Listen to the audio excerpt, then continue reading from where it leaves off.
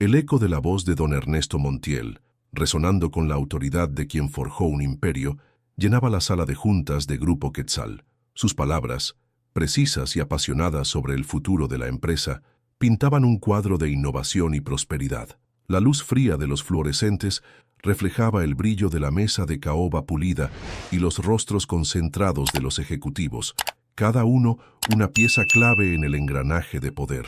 El zumbido constante del aire acondicionado era el único sonido que competía con su oratoria magistral. De repente, una tos seca interrumpió su elocuencia. Su mano se llevó al pecho, un gesto casi imperceptible. El color abandonó su rostro con una velocidad alarmante, sustituido por una palidez cadavérica que heló la sangre de los presentes. Un susurro de alarma se propagó mientras su cuerpo, antes imponente, se desplomaba con un golpe seco contra el suelo, derribando una silla en su caída y haciendo añicos un vaso de agua. El pánico, un depredador silencioso, comenzaba a acechar en el aire. Un coro de gritos ahogados y exclamaciones de terror estalló, rompiendo la pulcra eficiencia del corporativo. Las sillas se arrastraron con un estruendo metálico sobre el mármol, mientras los ejecutivos, instantes antes figuras de imperturbable compostura, se levantaban con movimientos bruscos, sus rostros desfigurados por la incredulidad y el espanto. El eco del cristal rompiéndose resonaba como un presagio funesto, amplificando la angustia. Un olor acre a sudor y adrenalina se mezcló con el aroma residual del café gourmet, impregnando cada rincón de la sala. Las luces fluorescentes, antes un símbolo de claridad y control, ahora parpadeaban sobre la escena caótica, proyectando sombras alargadas y distorsionadas que danzaban con la desesperación de los presentes. El silencio de la alta gerencia se había desintegrado, dejando paso a un pandemonium que nadie en ese frío templo de acero y cristal había anticipado. La urgencia se materializaba en cada respiración entrecortada. Más allá de los inmaculados ventanales que enmarcaban la tragedia, la Ciudad de México continuaba su pulso incesante, ajena al drama que se desarrollaba en las alturas de Santa Fe. Desde la perspectiva privilegiada del piso ejecutivo, el paisaje urbano se extendía como un tapiz vibrante de colores y contrastes. Los taxis amarillos y rosas serpenteaban por las avenidas. El smog matutino se elevaba perezosamente hacia un cielo que prometía calor y humedad. Abajo, los sonidos de los claxones formaban una sinfonía caótica, y el canto melancólico de un organillero se filtraba débilmente entre el zumbido de la metrópolis.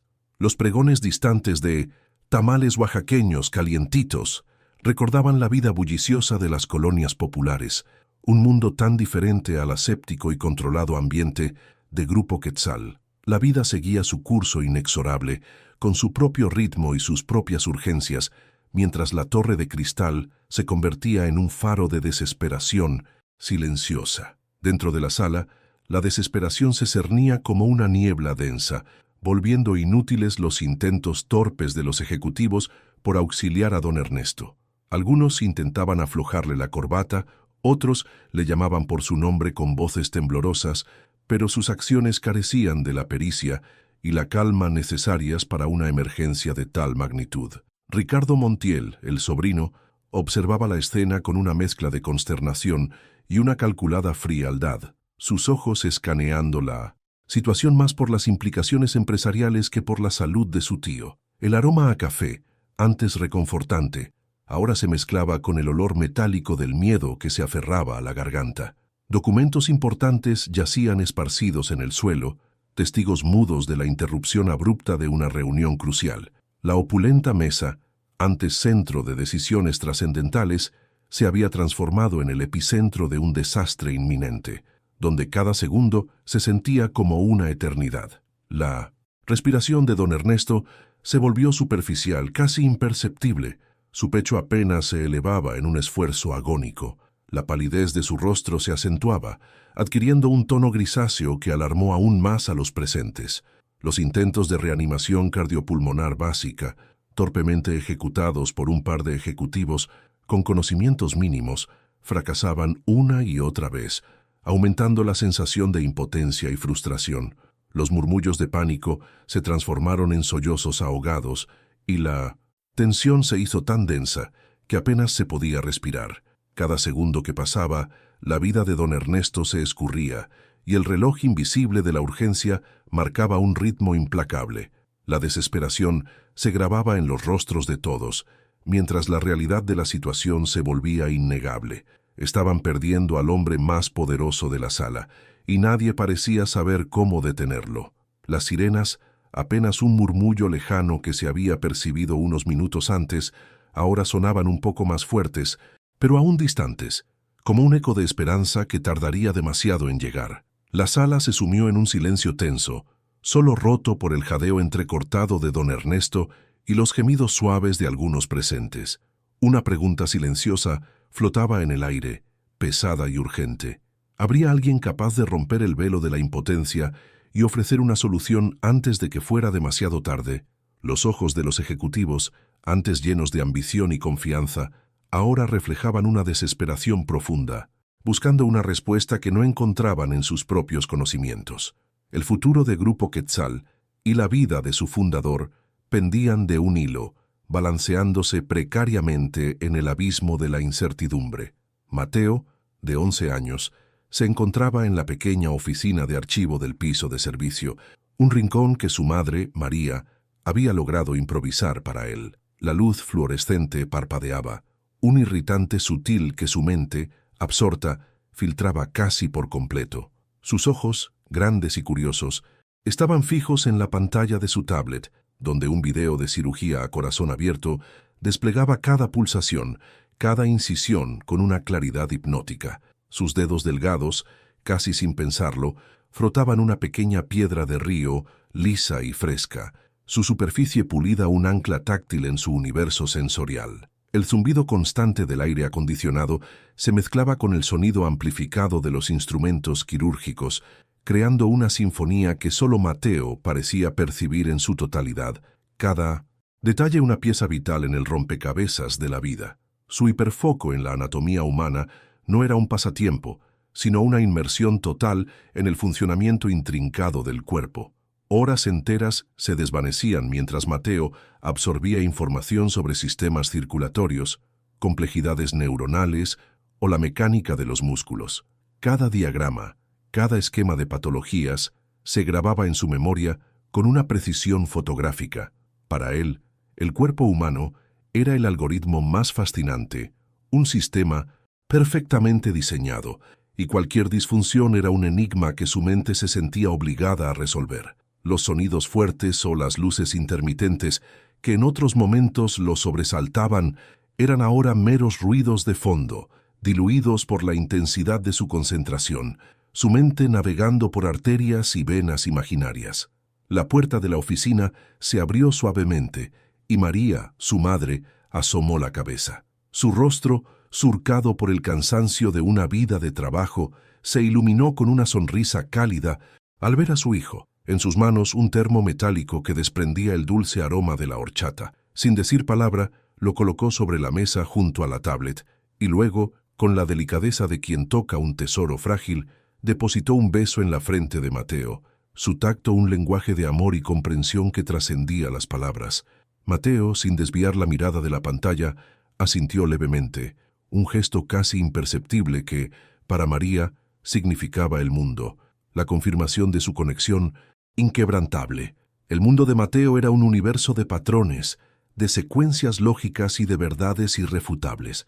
Sus sueños no eran fantasías infantiles, sino visiones de intrincadas cirugías, de diagnósticos certeros que salvaban vidas, de la satisfacción de restaurar el orden en un sistema biológico. Su estilo de comunicación era directo, sin florituras, a menudo usando términos técnicos que solo su madre comprendía, o que ella había aprendido a descifrar. La sutileza social era un campo minado para él, prefería la claridad, la verdad desnuda de los hechos. Su motivación era simple: entender, analizar y, si era posible, reparar.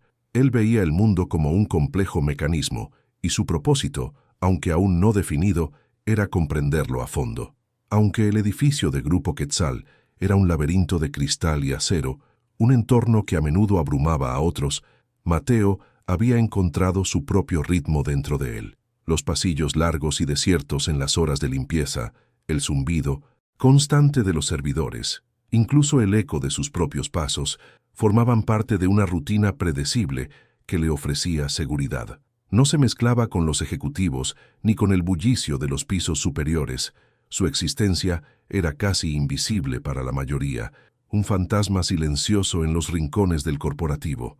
Su madre había moldeado ese espacio, ese tiempo, para que él pudiera existir en su burbuja de conocimiento, protegido del caos exterior, un oasis de calma en medio de la metrópolis. De repente, un sonido inusual, apenas perceptible para los demás, cortó la concentración de Mateo. No era el zumbido habitual del edificio ni el eco de las sirenas lejanas que a veces se filtraban. Era un patrón de vibración, un ritmo que su oído entrenado, acostumbrado a los latidos del corazón humano, identificó como anormal y acelerado, una especie de taquicardia que resonaba a través de la estructura del edificio. Levantó la cabeza, sus ojos escudriñando el techo, como si pudiera ver a través del concreto y el acero. La piedra de río se detuvo en su mano. Su hiperfoco médico, antes dirigido a la pantalla, ahora se sintonizaba con una emergencia real, una que pulsaba con urgencia a unos pisos por encima de él, llamándolo silenciosamente. María, con el uniforme impecable a pesar de las horas de trabajo, deslizaba su trapeador con una destreza silenciosa por los inmaculados pasillos de servicio de Grupo Quetzal. Sus manos, curtidas pero firmes, reflejaban la disciplina de una vida dedicada al esfuerzo, cada movimiento una coreografía de eficiencia y discreción. El aire acondicionado zumbaba monótono, un sonido que para ella era parte del telón de fondo de su rutina diaria. Su rostro, marcado por la preocupación habitual de una madre soltera, se suavizaba al pensar en Mateo, su pequeño universo, resguardado en la improvisada oficina de archivo. Ella era su escudo, su voz en un mundo que a menudo no comprendía la brillantez detrás de la singularidad de su hijo. Su amor, incondicional, la fuerza que la impulsaba cada día, un faro de resiliencia en la gran ciudad. De repente, la figura espigada y engreída de Ricardo Montiel, con un traje de corte impecable y una sonrisa petulante, dobló la esquina, interrumpiendo la pulcra labor de María. Sus ojos fríos y calculadores se detuvieron en ella con un desdén apenas disimulado. «Señora, espero que la limpieza de hoy sea más eficiente que de costumbre», espetó con una voz que destilaba superioridad. «El orden es crucial en esta empresa y ciertos desórdenes en los pisos de servicio no son tolerables». Su mirada se desvió un instante hacia el pasillo que conducía a la improvisada oficina de Mateo, una punzada de desprecio velado en su tono, insinuando que la presencia del niño era parte de la molestia, un estorbo que no encajaba en su visión de perfección corporativa. Ricardo, obsesionado con la herencia de su tío, veía la empresa como su legítimo trono, y cualquier elemento que no contribuyera a su ascenso era un obstáculo. Su ambición era un motor implacable, alimentado por un profundo sentido de derecho y una marcada aversión a la gente común o a aquellos que consideraba defectuosos.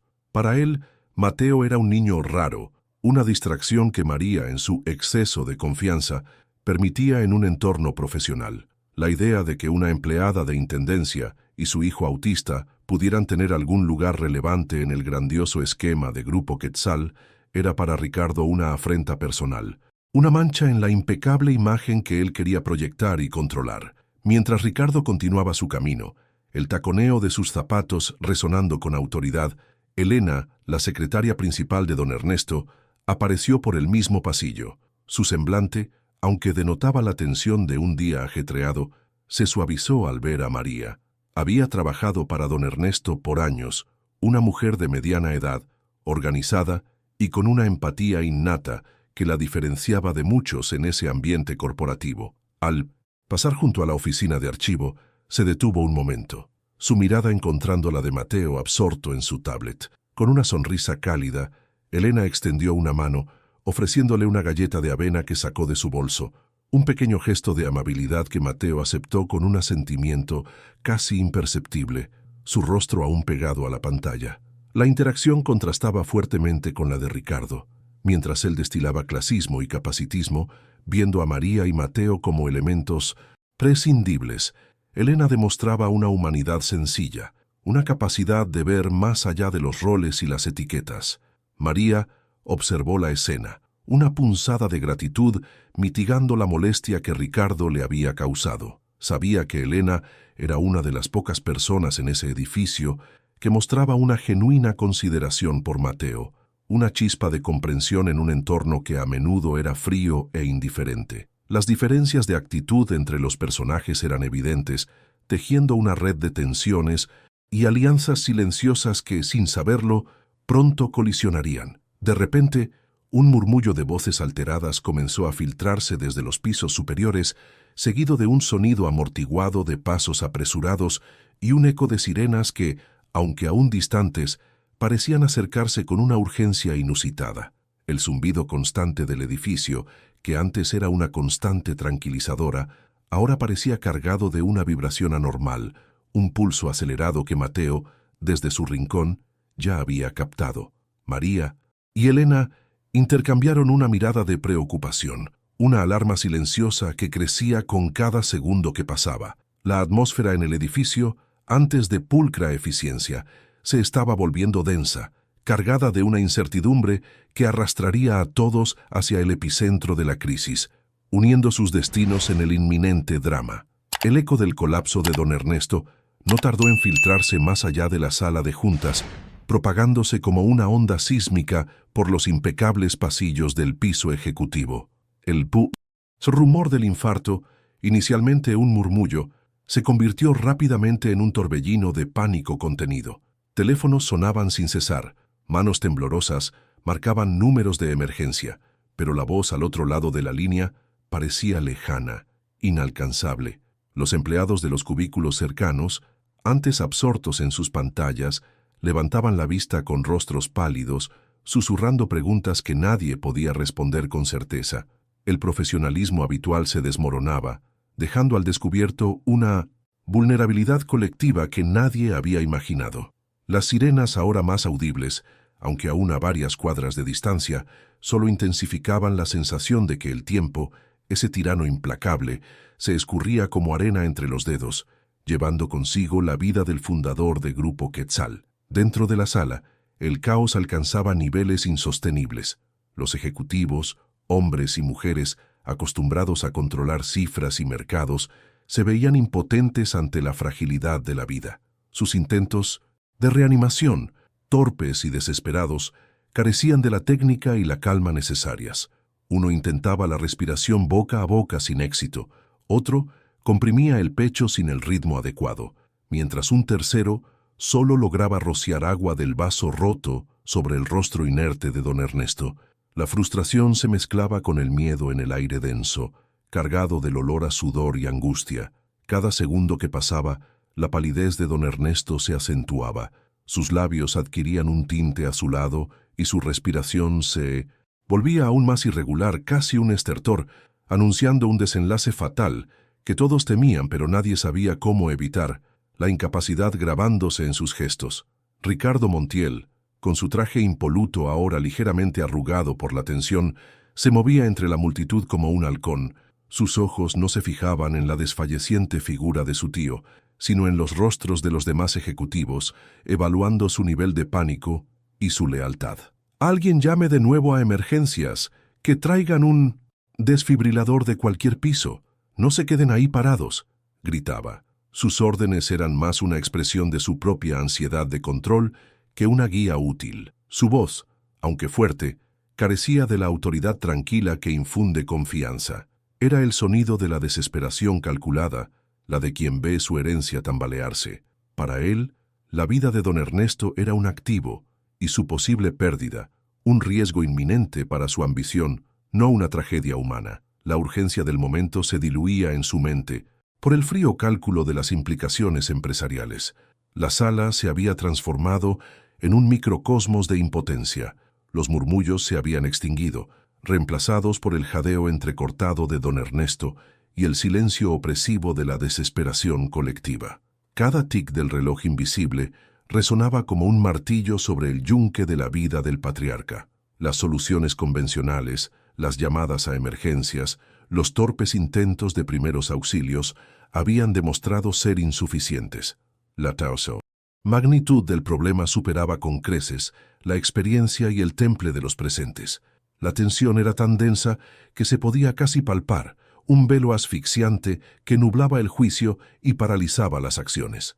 El futuro de Grupo Quetzal, esa imponente torre de cristal y acero, parecía tan frágil como la vida que se extinguía lentamente en el centro de la sala, ante la mirada atónita de todos, sin que nadie supiera el siguiente paso. Ricardo, observando el fracaso de los demás y la inacción de los paramédicos que aún no llegaban, comenzó a sentir la presión de la situación. Su voz se hizo más cortante, su frustración evidente. «Esto es una farsa. ¿Nadie sabe qué hacer? Necesitamos un plan, no esta pantomima de primeros auxilios», espetó, su mirada fulminante hacia los ejecutivos que, con las manos atadas, solo podían observar. Desacreditaba cualquier sugerencia que no viniera de él o que no fuera una solución inmediata y corporativa. Para Ricardo, la idea de que una solución pudiera venir de algo fuera de su control o de alguien que no fuera parte de su círculo de poder era impensable y una afrenta. Su ambición se tornaba en arrogancia, cegándolo a cualquier posibilidad de ayuda externa o poco convencional. La respiración de don Ernesto se volvió un hilo casi invisible, un suspiro moribundo que apenas movía su pecho. Los ojos de los presentes, llenos de un miedo primitivo, se movían frenéticamente por la sala, buscando una señal, una esperanza, un milagro que no aparecía. El silencio que siguió a las últimas palabras de Ricardo fue aún más pesado, cargado con la pregunta tácita: ¿es este el final? No hay nadie, absolutamente nadie, con el conocimiento, la calma o la visión para revertir esta tragedia inminente. La vida del hombre más influyente de la empresa se extinguía, y con ella, el futuro de Grupo Quetzal se sumía en una oscuridad incierta, dejando al espectador con la angustiosa duda de cómo, o de quién, podría surgir una solución en este abismo de minucia. Desesperación. Los intentos de los ejecutivos por auxiliar a don Ernesto se volvieron cada vez más frenéticos y desorganizados, una patética danza de impotencia en el epicentro del poder. Uno de ellos, un hombre corpulento de camisa ya desabotonada, aplicaba compresiones torpes en el pecho del magnate, sin ritmo ni la profundidad adecuada. Sus manos temblaban con una mezcla de sudor y desesperación. Otro, con el rostro lívido, intentaba insuflar aire en la boca de don Ernesto, pero sus nervios lo traicionaban, haciendo que el aire escapara silbando por los costados. El olor metálico del miedo se mezclaba con el dulzón aroma del café derramado y el acre de los líquidos corporales que empezaban a emerger. Cada segundo que pasaba, la palidez de don Ernesto se acentuaba, adquiriendo un tono cerúleo que era un presagio funesto, un color que gritaba la ineficacia de sus acciones. La sala, antes un símbolo de eficiencia, se había convertido en un teatro de la desesperación más cruda, donde los conocimientos financieros no servían de nada ante la fragilidad de la vida. Ricardo Montiel, con los puños apretados y el ceño fruncido, observaba la escena con una rabia creciente, no por la vida de su tío, sino por la incompetencia que amenazaba sus ambiciones. «Inútiles, nadie sabe qué hacer, esto es una vergüenza», espetaba, su voz resonando con una autoridad vacía, más preocupado por el control de la narrativa que por la emergencia real. Su mirada de desprecio se posaba en cada ejecutivo que intentaba algo, criticando sus movimientos, susurrando comentarios sarcásticos sobre su falta de preparación. La frustración era un manto pesado que caía sobre todos, sofocando cualquier atisbo de esperanza. La tensión era tan palpable que cortaba el aire, y el murmullo de pánico inicial había dado paso a un silencio sepulcral, solo interrumpido por el jadeo agonizante de don Ernesto y los ocasionales sollozos reprimidos de algunos presentes que veían cómo la vida se escapaba ante sus ojos. La moral colectiva se desplomaba con cada intento fallido. Los rostros, antes llenos de ambición y confianza, ahora reflejaban una mezcla de horror y resignación. Algunos se apartaron, incapaces de seguir presenciando la escena, sus manos cubriendo sus bocas en un intento vano de contener el miedo que les subía por la garganta. La descreencia se apoderó de la sala.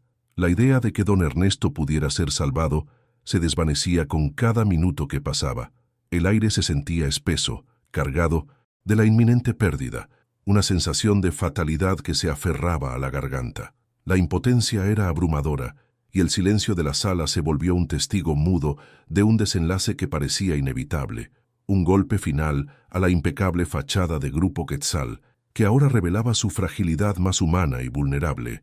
Mientras tanto, en su rincón del piso de servicio, Mateo había detenido por completo el frotamiento de su piedra de río. Su hiperfoco médico, antes centrado en la pantalla de su tablet, ahora se había redirigido por completo hacia las vibraciones y los sonidos inusuales que se filtraban desde los pisos superiores. Su oído, afinado para detectar los patrones más sutiles, captaba no solo el eco amortiguado de los gritos y el arrastrar de sillas, sino algo mucho más específico, un ritmo, una frecuencia de vibración que su mente asociaba inequívocamente con una arritmia cardíaca severa. Era un pulso errático, acelerado, que resonaba a través de la estructura del edificio, como si las paredes mismas estuvieran latiendo con una urgencia anómala. Levantó la vista, sus ojos grandes y curiosos fijos en el techo, como si pudiera ver a través del concreto y el acero su rostro infantil, ahora marcado por una preocupación inusual. Su mente, habituada a decodificar complejos algoritmos biológicos, comenzó a procesar la información. El patrón de sonido no era aleatorio, era el eco de un corazón en lucha, una batalla interna que él, desde su distancia, podía casi visualizar. La piedra en su mano, antes un ancla táctil, permanecía inmóvil, su pequeño cuerpo tenso con una atención que trascendía su edad. Podía distinguir la superficialidad de la respiración, el jadeo entrecortado, la frecuencia irregular de lo que intuía. Era un pulso débil y acelerado. Era como si el edificio entero se hubiera convertido en un gigantesco estetoscopio, transmitiéndole los signos vitales de la tragedia que se desarrollaba arriba. La urgencia no era solo un concepto abstracto, era un sonido, una vibración que resonaba en sus huesos, una señal que su cerebro procesaba con una velocidad prodigiosa, ya no como una mera curiosidad, sino como una llamada de auxilio. Los sonidos de los intentos fallidos de reanimación, el caos amortiguado, se hicieron más claros en su mente, confirmando su diagnóstico silencioso. La respiración de don Ernesto, un hilo casi inaudible para los demás, se volvió para Mateo un estertor agónico, una señal inequívoca de que el tiempo se agotaba. Los labios de don Ernesto, ahora completamente azulados, y la inmovilidad de su pecho, eran confirmaciones visuales que se sumaban a su percepción auditiva. La situación había alcanzado un punto crítico, un abismo del que nadie parecía poder sacarlo. La vida del fundador de Grupo Quetzal pendía de un hilo tan fino que apenas era perceptible, y la sala de juntas se había convertido en la antesala de la tragedia, con Mateo procesando cada detalle de la inminente catástrofe. Impulsado por una urgencia interna que solo él parecía comprender, una mezcla de los patrones vibratorios anómalos y los ecos distorsionados del pánico que resonaban en la estructura del edificio, Mateo se levantó de su silla en la pequeña oficina de archivo. Su piedra de río, antes un tranquilizador ancla táctil, ahora se sentía pesada en su mano, casi un amuleto cargado de la presión del momento. Sus ojos, grandes y concentrados, escudriñaron el techo y luego la puerta, como si una fuerza invisible lo arrastrara hacia el epicentro del caos. No era una curiosidad infantil, sino una compulsión, una necesidad imperiosa de descifrar el algoritmo de la disfunción que percibía.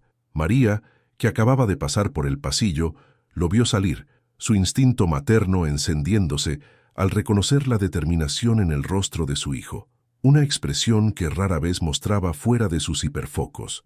Supo, sin palabras, que Mateo se dirigía hacia el peligro.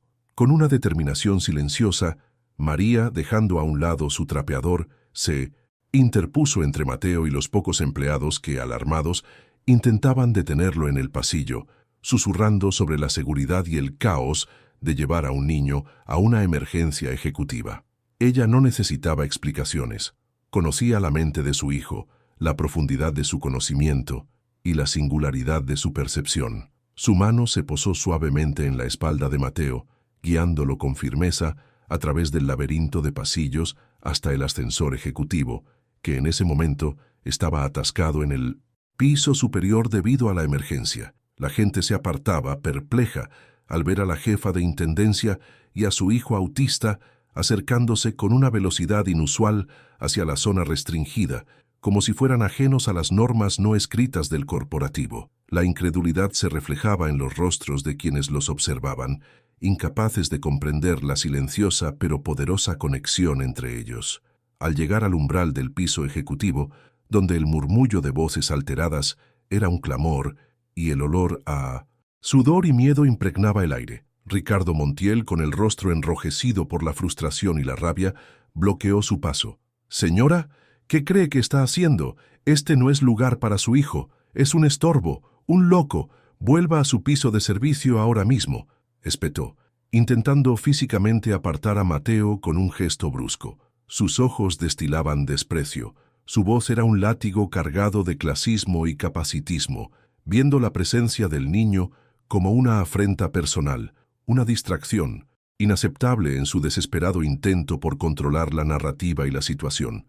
María, interponiéndose con una fuerza sorprendente para su complexión, lo miró con una fiereza contenida, un brillo protector en sus ojos que le advirtió a Ricardo que no se atreviera a tocar a su hijo. El torbellino de emociones, los gritos agudos y las luces parpadeantes del pasillo, que antes habían sido un mero ruido de fondo, ahora golpeaban a Mateo con una intensidad abrumadora. Su cuerpo se tensó, sus manos frotaron la piedra de río con más rapidez, buscando desesperadamente un ancla sensorial. Por un instante, el caos lo envolvió, y la inseguridad, una emoción que rara vez sentía con tanta fuerza, lo hizo dudar. Sus ojos, antes fijos en el objetivo, se desviaron buscando un refugio. Fue entonces cuando la mano cálida de María se posó firmemente en su hombro.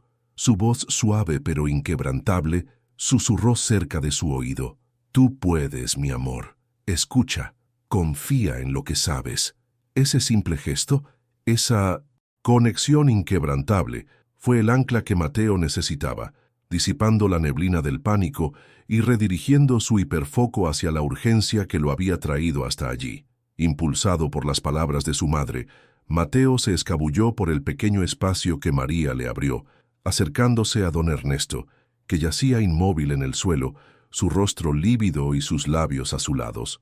El zumbido caótico de la sala se desvaneció, reemplazado por la sinfonía de señales vitales que solo él podía decodificar. Se arrodilló con una calma que contrastaba con el frenesí de los ejecutivos, inclinando su oído cerca del pecho del magnate, ignorando las miradas perplejas y los susurros de incredulidad. Podía escuchar el ritmo errático del corazón de don Ernesto, un sonido que le era familiar por sus estudios de arritmias ventriculares.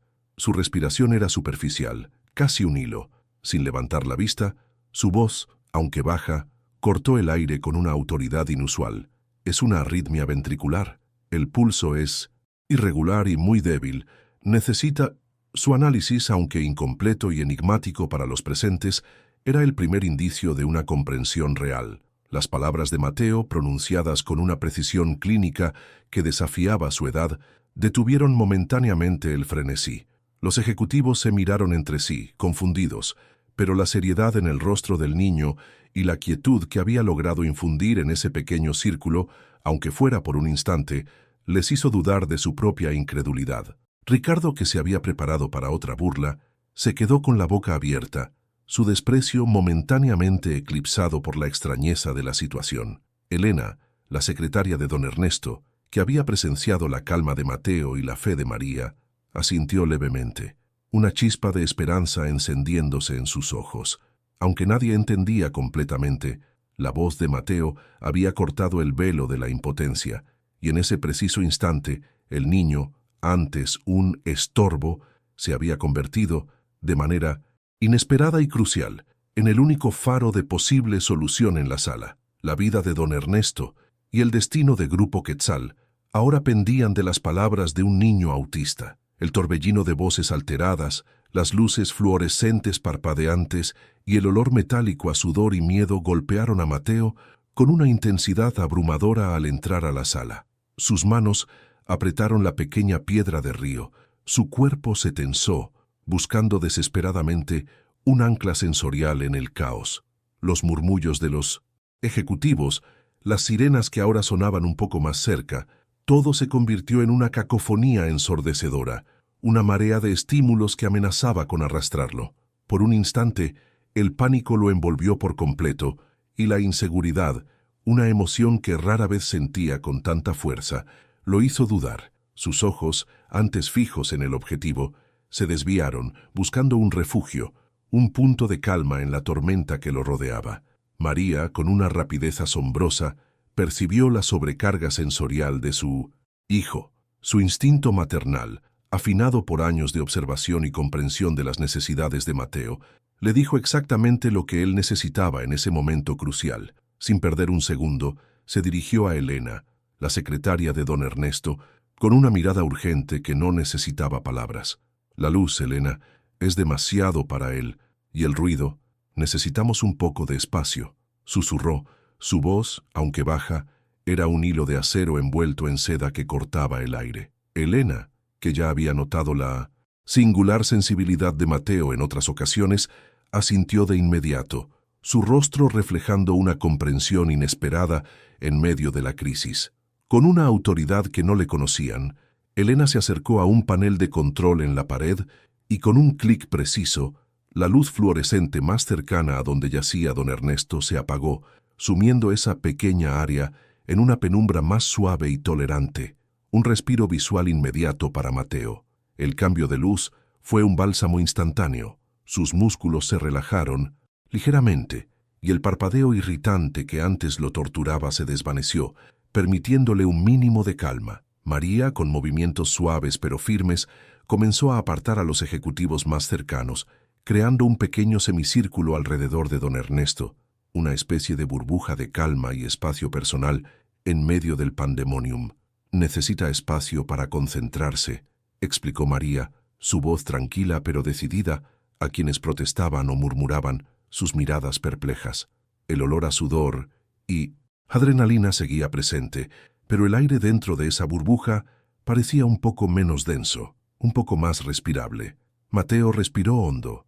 La piedra de río entre sus dedos ahora se frotaba con un ritmo más pausado y predecible, un indicio de que su mente, liberada de la sobrecarga sensorial, empezaba a reorientarse con su hiperfoco hacia la tarea crucial que lo esperaba. Los ejecutivos, algunos con expresiones de incredulidad, otros con un asomo de curiosidad, observaban la escena con una mezcla de desconcierto y una incipiente esperanza. Con la luz atenuada y un poco de espacio, el hiperfoco de Mateo comenzó a tomar el control, su mente de prodigio médico filtrando el caos externo. Ricardo, con los brazos cruzados y el ceño fruncido, se burlaba en voz baja. ¿Ahora vamos a jugar al médico con el niño de la limpieza? Esto es ridículo, una pérdida de tiempo precioso. Pero su voz se perdió en el ambiente, pues la atención de la mayoría se había centrado en la figura menuda de Mateo, que se arrodillaba junto al magnate, sus ojos grandes y curiosos fijos en el rostro pálido de don Ernesto, ignorando por completo las críticas y el escepticismo que flotaban en el aire. María, previendo la necesidad de su hijo, se acercó a su bolso y sacó una pequeña libreta de bolsillo y un lápiz, herramientas que Mateo usaba a menudo para organizar sus pensamientos y diagramar complejas estructuras. Se las ofreció a Mateo, que las tomó con un asentimiento casi imperceptible, su mirada ya no en ella, sino en don Ernesto. La presencia de estos objetos familiares, tangibles y predecibles, le proporcionó otra capa de seguridad y control en un entorno caótico. La mano de Mateo se movió sobre la libreta, esbozando rápidamente algo, un patrón que solo él entendía, una señal de que su mente ya estaba procesando el problema, preparándose para la acción. Mateo, con la pequeña libreta y el lápiz ya en sus manos, se arrodilló junto al cuerpo inmóvil de don Ernesto, su rostro infantil una máscara de intensa concentración que contrastaba con el frenesí que lo rodeaba. El caos de la sala se desvaneció en su percepción, reemplazado por la sinfonía de señales vitales que solo él podía decodificar. Inclinó su oído cerca del pecho del magnate ignorando las miradas perplejas y los susurros de incredulidad que se levantaban a su alrededor. Podía escuchar el ritmo errático del corazón de don Ernesto, un galope desbocado que le era dolorosamente familiar por sus interminables horas de estudio de minoresats, arritmias ventriculares. La respiración superficial del empresario, casi un hilo, se sumaba a la compleja ecuación que su mente estaba resolviendo. La piedra de río en su mano izquierda, ahora casi olvidada, permanecía inmóvil, su ancla sensorial ya no tan necesaria como la urgencia de la vida que se le escurría al hombre en el suelo. Su hiperfoco médico había tomado el control absoluto, filtrando cada estímulo irrelevante. Sin levantar la vista del rostro lívido de don Ernesto, la voz de Mateo, aunque baja, cortó el aire con una autoridad inusual, desprovista de emoción, puramente técnica. Es una arritmia ventricular, el pulso es irregular y muy débil, necesita una intervención inmediata para restablecer el ritmo sinusal. Sus palabras, pronunciadas con una precisión clínica que desafiaba su edad, detuvieron momentáneamente el frenesí de los ejecutivos, que se miraron entre sí, confundidos.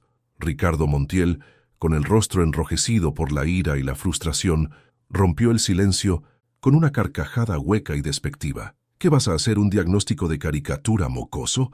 Esto es ridículo, una pérdida de tiempo precioso, espetó, su voz cargada de veneno, mientras intentaba físicamente apartar a Mateo con un gesto brusco, su mano extendiéndose para agarrar el hombro del niño.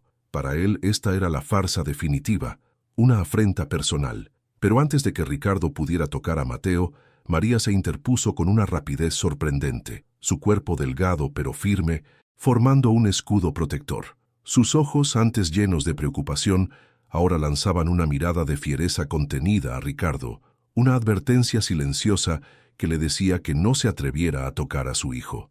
«No lo toque, señor Montiel.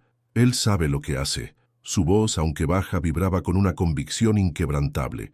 Elena, la secretaria de don Ernesto, superando su escepticismo inicial ante la seriedad del niño, también dio un paso adelante, colocándose al lado de María. «Ricardo, por favor, detente. Déjalo intentar, ya nada de lo que hacemos funciona», dijo Elena, su voz más calmada, pero con una urgencia que sorprendió a todos. La tensión era palpable, un tira y afloja entre la desesperación y la incomprensión, mientras la vida de don Ernesto pendía de un hilo. Mateo, ajeno a la confrontación a su alrededor, su mente completamente inmersa en el complejo problema que tenía delante, ignoró las palabras de Ricardo y la defensa de su madre. Con su lápiz, trazó un pequeño diagrama en su libreta, un punto específico en el pecho de don Ernesto. «Necesitamos aplicar una presión firme y constante aquí», dijo, señalando con el lápiz la zona justo por encima del esternón. «Pero no como en la reanimación cardiopulmonar. Es una presión para estimular el nódulo sinusal, no para bombear. Es diferente». Los ejecutivos se miraron, perplejos. La idea de un niño dando instrucciones médicas era absurda, pero la calma y la precisión en su voz y el fracaso de sus propios intentos les hizo dudar. Ricardo bufó, pero se abstuvo de intervenir físicamente de nuevo, su desprecio aún evidente en su rostro. Uno de los ejecutivos, un hombre corpulento llamado Javier que había estado intentando la RCP sin éxito, dudó un momento. Luego, con la desesperación grabada en su rostro, se arrodilló junto a Mateo. Siguiendo la indicación del niño, aplicó una presión más suave pero precisa en el punto señalado. El silencio en la sala se hizo más denso, cargado de una expectativa ansiosa. 1 segundo, 2, 3. De repente, don Ernesto emitió un gemido casi imperceptible, un suspiro entrecortado que hizo que los ojos de los presentes se abrieran con una chispa de esperanza. No era una recuperación milagrosa, pero era el primer signo de vida, una señal tangible de que algo, por pequeño que fuera, estaba funcionando. La tensión se alivió mínimamente, reemplazada por un asombro contenido que comenzaba a desplazar la incredulidad. Mateo asintió con una satisfacción casi imperceptible, su rostro aún serio. «Mantenga la presión. Ahora necesito que revisen los bolsillos de su saco. Don Ernesto siempre lleva consigo un pequeño frasco con pastillas sublinguales para el corazón. Es de color ámbar, con una etiqueta azul». Su voz era tranquila, pero la urgencia implícita en sus palabras era innegable. La sala, que segundos antes estaba sumida en el caos, ahora se movía con un propósito renovado. Varios ejecutivos, incluido Ricardo, que aún mantenía una expresión de incredulidad pero ya no se burlaba, comenzaron a buscar en los bolsillos de don Ernesto. La dinámica en la sala había cambiado. El escepticismo no había desaparecido del todo, pero la diminuta figura de Mateo, con su conocimiento inusual, se había convertido en el centro de una esperanza frágil, cambiando el rumbo de la desesperación. Mateo, con la pequeña libreta y el lápiz ya en sus manos, se arrodilló junto al cuerpo inmóvil de don Ernesto, su rostro infantil una máscara de intensa concentración que contrastaba con el frenesí que lo rodeaba. El caos de la sala se desvaneció en su percepción, reemplazado por la sinfonía de señales vitales que solo él podía decodificar. Inclinó su oído cerca del pecho del magnate, ignorando las miradas perplejas y los susurros de incredulidad que se levantaban a su alrededor. Podía escuchar el ritmo errático del corazón de don Ernesto, un galope desbocado que le era dolorosamente familiar por sus interminables horas de estudio de arritmias ventriculares. La respiración superficial del empresario, casi un hilo, se sumaba a la compleja ecuación que su mente estaba resolviendo. La piedra de río en su mano izquierda, ahora casi olvidada, permanecía inmóvil, su ancla sensorial ya no tan necesaria como la urgencia de la vida que se le escurría al hombre en el suelo. Su hiperfoco médico había tomado el control absoluto, filtrando cada estímulo irrelevante. Sin levantar la vista del rostro lívido de don Ernesto, la voz de Mateo, aunque baja, cortó el aire con una autoridad inusual, desprovista de emoción puramente técnica. Es una arritmia ventricular, el pulso es irregular y muy débil. Necesita una intervención inmediata para restablecer el ritmo sinusal. Sus palabras, pronunciadas con una precisión clínica que desafiaba su edad, detuvieron momentáneamente el frenesí de los ejecutivos, que se miraron entre sí, confundidos. Ricardo Montiel, con el rostro enrojecido por la ira y la frustración, rompió el silencio con una carcajada hueca y despectiva. ¿Qué vas a hacer, un diagnóstico de caricatura, mocoso?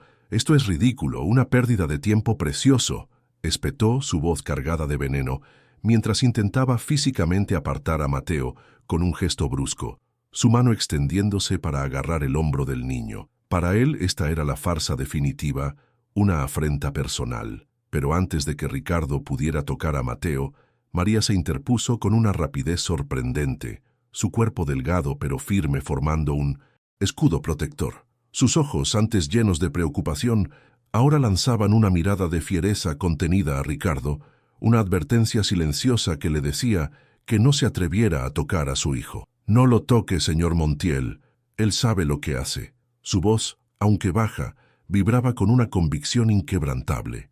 Elena, la secretaria de don Ernesto, superando su escepticismo inicial ante la seriedad del niño, también dio un paso adelante, colocándose al lado de María. «Ricardo, por favor, detente. Déjalo intentar. Ya nada de lo que hacemos funciona», dijo Elena, su voz más calmada pero con una urgencia que sorprendió a todos. La tensión era palpable, un tira y afloja entre la desesperación y la incomprensión, mientras la vida de don Ernesto pendía de un hilo.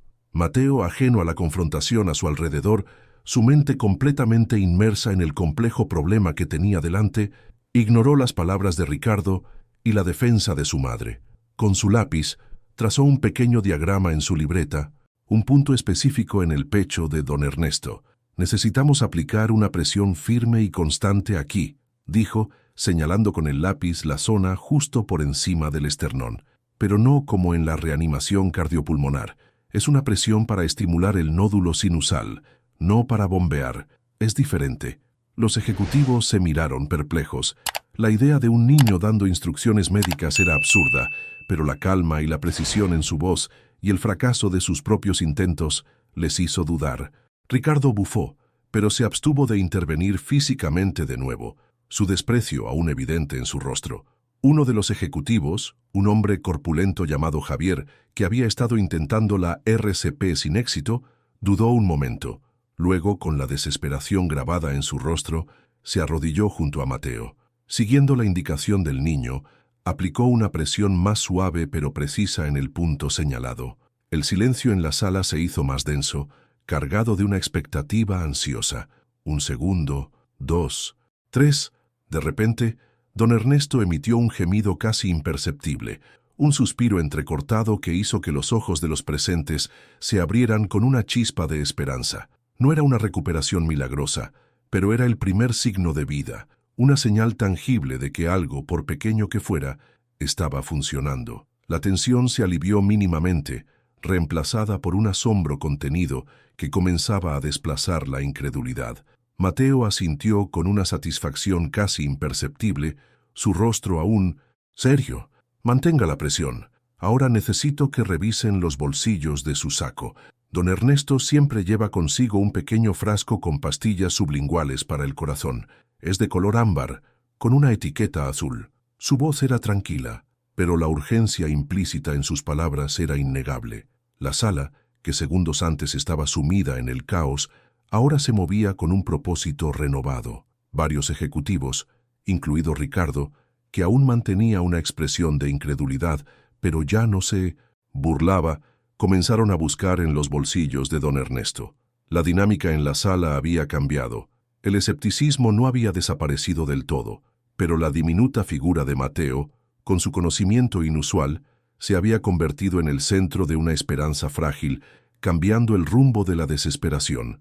El gemido de don Ernesto se convirtió en una serie de respiraciones más profundas, aunque aún con dificultad.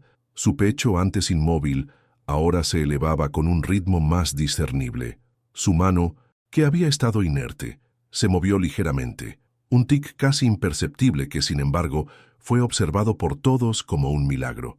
Sus párpados se agitaron una vez más, y esta vez, sus ojos cansados se abrieron por completo, revelando una chispa de conciencia que antes no existía. El color azulado de sus labios empezó a ceder, dando paso a un tono más natural, aunque pálido. La tensión en la sala, que había sido asfixiante, se rompió con este primer y milagroso signo de vida. Los ejecutivos se miraron, sus rostros reflejando una mezcla de asombro y una esperanza incipiente, incapaces de procesar lo que acababan de presenciar, la confirmación de que el niño no estaba jugando al doctor. María soltó un suspiro de alivio, una lágrima silenciosa rodando por su mejilla, su fe inquebrantable finalmente validada. Justo en ese instante, el estruendo de pasos apresurados y las voces autoritarias de los paramédicos llenaron el pasillo, anunciando su llegada con la urgencia de sirenas que ahora sonaban ensordecedoras. La puerta de la sala de juntas se abrió de golpe, revelando a un equipo de emergencia con camilla, desfibrilador y equipo completo. El aire se llenó de un nuevo tipo de urgencia, una organizada y profesional, que contrastaba con el caos de momentos antes. Mateo, imperturbable, se mantuvo arrodillado junto a don Ernesto, sus ojos fijos en el magnate, como si estuviera absorbiendo cada detalle de su recuperación. La presencia de los profesionales trajo un alivio visible a los rostros de los ejecutivos, quienes se apartaron para dejarles el paso, sus propios intentos fallidos ahora un recuerdo lejano, eclipsado por la sorprendente eficacia de la intervención del niño, que había transformado la desesperación en una tenue esperanza, casi un milagro. Con la llegada de los paramédicos, el líder del equipo, un hombre con una mirada seria y eficiente, se arrodilló rápidamente junto a don Ernesto, evaluando la situación con una profesionalidad fría. Antes de que pudiera preguntar, Mateo, con una voz clara y desprovista de emoción, como si estuviera recitando un manual médico, comenzó a hablar. Arritmia ventricular, posible infarto agudo de miocardio, pulso irregular, débil. Se aplicó presión en el nódulo sinusal y se encontró nitrato sublingual en el bolsillo interno del saco. Etiqueta azul. Se ha estabilizado superficialmente. Los paramédicos, acostumbrados al pánico y la desorganización, se detuvieron un instante, mirándose entre sí con una mezcla de sorpresa y respeto, asombrados por la precisión y la terminología del niño, quien con su hiperfoco había proporcionado un diagnóstico y un historial inmediato que les ahorraba minutos cruciales. El paramédico jefe asintió, su mirada ahora fija en Mateo con una curiosidad profesional. «Gracias, muchacho. Buen trabajo», murmuró, antes de girarse para dar instrucciones a su equipo con una voz autoritaria. El equipo médico se movió con precisión, conectando a don Ernesto a un monitor cardíaco, administrando oxígeno y preparándolo para el traslado. El sonido de los aparatos médicos llenó la sala, un ritmo tranquilizador que reemplazaba el jadeo agónico de antes. Un suspiro colectivo de alivio escapó de los ejecutivos. Algunos de ellos se desplomaron en sus sillas, con las manos temblorosas cubriendo sus rostros, sus ojos vidriosos por la emoción. Ricardo Montiel, sin embargo, permaneció inmóvil, con el rostro pálido y los ojos clavados en Mateo, su mandíbula apretada, la derrota y la humillación grabadas en cada rasgo de su expresión, incapaz de articular palabra, su mundo de control desmoronándose ante la brillantez inesperada del niño que había despreciado. Mientras los paramédicos levantaban cuidadosamente a don Ernesto para colocarlo en la camilla, sus ojos, aún algo nublados, se encontraron brevemente con los de Mateo. Una debilísima sonrisa se dibujó en sus labios, y su mano, con un esfuerzo supremo, se levantó 1 centímetro del suelo, como un intento de agradecimiento silencioso, un gesto que solo el niño pareció comprender en su totalidad. Mateo, con una leve inclinación de cabeza, reconoció el gesto, su rostro aún sereno y profesional. María, con el corazón latiendo a 1000 por hora, tomó la mano de su hijo y lo guió suavemente fuera de la sala, dejando que los profesionales hicieran su trabajo. Los ejecutivos los observaron pasar, sus miradas ahora llenas de un nuevo respeto y asombro, la imagen del pequeño héroe grabada en sus mentes, una lección de humildad y una revelación inesperada en un día que parecía perdido, pero que había sido salvado por la mente singular de un niño. El zumbido de los equipos médicos se fue desvaneciendo, mientras la camilla era empujada por el pasillo, rumbo al ascensor. El aire en la sala, aunque aún cargado con el olor a desinfectante y el rastro del miedo, se sentía más ligero, como si un peso invisible hubiera sido levantado. La urgencia inmediata había terminado, reemplazada por la conmoción y la reflexión. Los ejecutivos comenzaron a hablar en voz baja, susurrando el nombre de Mateo, la historia de su intervención ya tejiéndose en el tapiz de la leyenda corporativa. La figura del niño, antes un estorbo en los pasillos de servicio, se había transformado en el salvador de su patriarca, y con ello el futuro de Grupo Quetzal. El camino hacia el reconocimiento oficial se abría, un puente tendido entre el mundo del poder y la silenciosa genialidad de un niño neurodivergente, anticipando los cambios que estaban por venir y el inicio de una nueva era de comprensión y aceptación en la empresa. Semanas después, el aire en el auditorio principal de Grupo Quetzal vibraba con una expectación diferente, lejos del pánico que había envuelto la sala de juntas. Don Ernesto Montiel, visiblemente recuperado aunque aún con la palidez de una convalecencia reciente, se erguía en el estrado. El evento, una especie de reunión corporativa ampliada, había sido convocado para un propósito que todos intuían. La luz de los focos, cálida y envolvente, creaba un ambiente de solemnidad. Entre los cientos de empleados y ejecutivos, Ricardo Montiel se mantenía en un rincón, con el ceño fruncido. Su traje impecable no podía ocultar la tensión en sus hombros, una mezcla de derrota y resentimiento.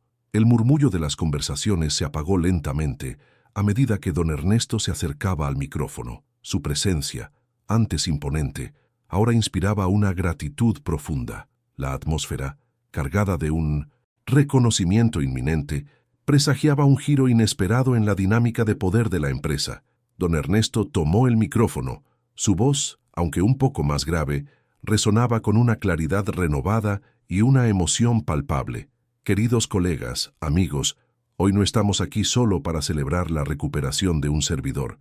Estamos aquí para reconocer un acto de heroísmo, una mente brillante que sin ella hoy no estaría de pie.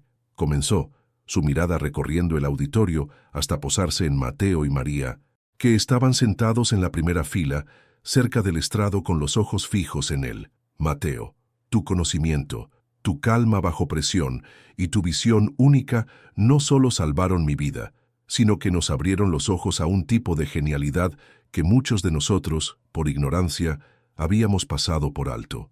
La neurodiversidad no es una limitación, es una fortaleza, una perspectiva invaluable. Una ovación espontánea estalló.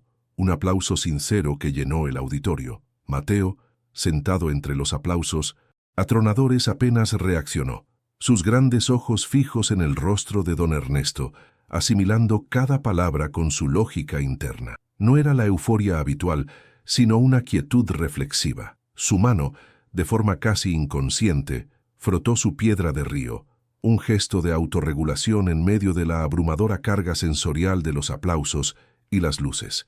Don Ernesto continuó, su voz cargada de convicción. Por ello, Grupo Quetzal se enorgullece en anunciar una beca completa para Mateo en la escuela Vanguardia, un centro especializado en la Ciudad de México que fomenta talentos singulares, brindándole todas las herramientas para que su intelecto florezca sin restricciones. María, a su lado, no pudo contener las lágrimas. Una emoción profunda, una mezcla de alivio, orgullo y una gratitud infinita, la invadió por completo. Sus manos temblaban mientras se las llevaba al rostro, intentando contener el torrente de sentimientos que la desbordaban. Durante años había luchado sola, enfrentando prejuicios y burocracia, y ahora ante sus ojos el futuro de su hijo se iluminaba de una manera que jamás había soñado. Don Ernesto, con un gesto cálido, se dirigió a ella, y a María, por su inquebrantable fe, su amor y su dedicación, no solo como empleada ejemplar, sino como la madre que forjó a este joven prodigio, le ofrecemos un puesto de mayor responsabilidad dentro de la Dirección de Servicios Generales, con condiciones laborales que reflejan su valía y su vital contribución a nuestra empresa. Ricardo Montiel, observando la escena desde su rincón, sintió cómo la sangre le subía al rostro. La humillación era palpable, un sabor amargo en su boca. Había despreciado a Mateo, lo había tildado de estorbo y loco, y ahora ese mismo estorbo era el centro de la aclamación, el salvador de su tío y, por extensión, de la empresa que él anhelaba controlar. Sus puños se apretaron, la envidia y la rabia, luchando con la necesidad de mantener la compostura. Los ejecutivos que antes habían compartido su escepticismo, ahora miraban a Mateo con un respeto genuino. Algunos incluso se acercaban para estrechar la mano del niño, hablándole directamente, no como a una excepción, sino como a un igual, un colega que había demostrado una capacidad superior. Al final del evento, mientras la multitud se dispersaba, un par de directivos de alto rango se acercaron a Mateo. Uno de ellos, el director de innovación, se arrodilló a su altura, mirándolo a los ojos con una sonrisa sincera. «Mateo, tu forma de ver el mundo es extraordinaria. Nos has enseñado una lección invaluable», dijo, y le ofreció una tarjeta con su número. «Si alguna vez tienes una idea, un proyecto, no dudes en buscarnos». Mateo asintió, tomando la tarjeta con la misma seriedad con la que aceptaba una pieza de un rompecabezas. Su vida, antes confinada a los pasillos de servicio y los videos de cirugía, se abría a un universo de posibilidades, un futuro donde su singularidad no sería una carga, sino su mayor fortaleza. Meses después, la vida de Mateo había tomado un rumbo diferente, aunque su esencia permanecía inalterable. El bullicio caótico de los pasillos de servicio de Grupo Quetzal había sido reemplazado por la atmósfera estimulante y comprensiva de la Escuela Vanguardia, un oasis de conocimiento en el corazón de la Ciudad de México. Los amplios ventanales de su nueva aula permitían que la luz natural bañara los espacios, eliminando el parpadeo irritante de los fluorescentes. Mateo, sentado, frente a una tableta con diagramas tridimensionales del cuerpo humano, sonreía levemente. Sus dedos, como siempre, frotaban la superficie lisa de su piedra de río, un gesto que para él era sinónimo de concentración y calma. A su alrededor, otros niños, algunos inmersos en sus propios hiperfocos artísticos o científicos, compartían un espacio donde la singularidad era la norma, no la excepción, permitiendo a Mateo florecer con una confianza serena, lejos de las miradas de juicio. María, por su parte, se movía con una nueva ligereza en los impecables pasillos de Grupo Quetzal, ahora como directora de Servicios Generales. Su oficina, antes un rincón improvisado, era un espacio luminoso con vistas a la vibrante metrópolis, un testimonio silencioso de su ascenso. El cansancio en su rostro había sido reemplazado por una expresión de orgullo y satisfacción. aunque la huella de años de lucha seguía presente en el brillo de sus ojos. Tenía más tiempo para Mateo, para sus citas médicas, especializadas, para sus momentos de estudio compartido. El aroma a café gourmet ahora se mezclaba con un sutil perfume a flores frescas que ella misma colocaba en su escritorio, un pequeño lujo que antes no podía permitirse. La seguridad económica y el reconocimiento habían transformado su vida, dándole la tranquilidad para dedicarse plenamente a su hijo, su motor y su razón de ser. Grupo Quetzal, bajo la renovada visión de don Ernesto, se había transformado en un faro de inclusión. Nuevas políticas de contratación valoraban la neurodiversidad y los talleres de sensibilización sobre el autismo eran obligatorios para todos los empleados. Los pasillos, antes silenciosos y fríos, ahora resonaban con una energía más diversa y comprensiva. Se habían instalado salas de calma, con iluminación tenue y sonidos controlados, espacios seguros para quienes experimentaban sobrecarga sensorial. Ricardo Montiel, relegado a un puesto menor en una subsidiaria remota, era un recordatorio sombrío del pasado, su arrogancia eclipsada por la nueva cultura corporativa. La historia de Mateo se contaba en los corredores, no como un milagro aislado, sino como la chispa que encendió un cambio profundo, un testimonio de que la verdadera fortaleza de una empresa residía en su capacidad de abrazar la diferencia y el potencial oculto. La historia de Mateo se había convertido en un eco inspirador, trascendiendo los muros de Grupo Quetzal. El mensaje era claro: la neurodiversidad no es una limitación, sino una lente única para percibir y procesar el mundo, una fuente inagotable de talento y soluciones inesperadas. Su vida era un testimonio viviente de la importancia de ver más allá de las etiquetas, de la empatía que derriba barreras y de la adaptación del entorno para liberar el potencial de cada individuo, sin importar su condición. Esta narrativa resonaba profundamente con valores culturales mexicanos como la solidaridad comunitaria, el respeto por todas las personas, sin importar su condición social o de salud, y la inquebrantable fuerza de la familia como soporte fundamental. Mateo no solo salvó una vida, sino que también ayudó a sanar prejuicios, construyendo puentes de comprensión en su propia sociedad, demostrando que la grandeza reside en la aceptación. Un sábado por la tarde, Mateo caminaba por las bulliciosas calles de la colonia Doctores, su barrio de siempre. El sol de la tarde bañaba los puestos ambulantes con una luz dorada, y los pregones de elotes, esquites, se mezclaban con el canto melancólico del organillero. Ya no necesitaba la piedra para autorregularse con tanta frecuencia. Su confianza era más profunda, más arraigada. Observó a un grupo de niños jugando a la pelota, su risa resonando en el aire. La gente lo saludaba no con curiosidad, sino con una sonrisa cálida y un «Hola, Mateo», reconociendo al niño que había salvado a don Ernesto. Se detuvo un momento, sus ojos grandes y curiosos fijos en el ir y venir de la vida, una parte innegable de ese tapiz vibrante. Su presencia reconocida y valorada por la comunidad, su espíritu en paz con el mundo que lo rodeaba, su propio espacio en él. Con una leve sonrisa, Mateo levantó la vista hacia el horizonte, donde la torre de cristal y acero de Grupo Quetzal se alzaba majestuosa contra el cielo azul. Ya no era un edificio intimidante, sino un símbolo de posibilidades, un lugar donde su singularidad había sido reconocida y celebrada. La luz del sol se reflejaba en los cristales, enviando destellos a través de la ciudad.